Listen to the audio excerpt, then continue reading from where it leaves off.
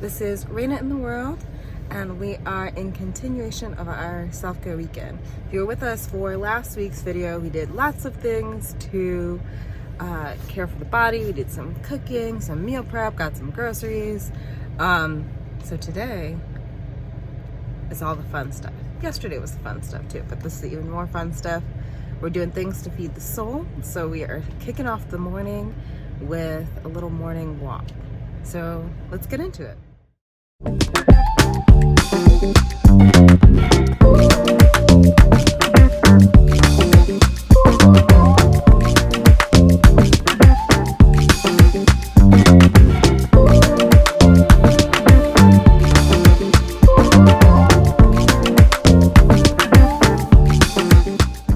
Acacia Reservation was acquired by Cleveland Metroparks in 2012.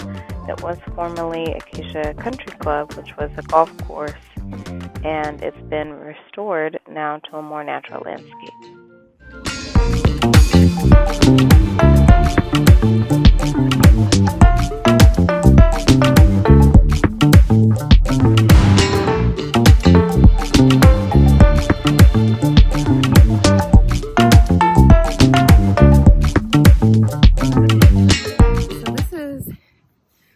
Easily one of my family's favorite, just sort of everyday neighborhood parks to go for a stroll.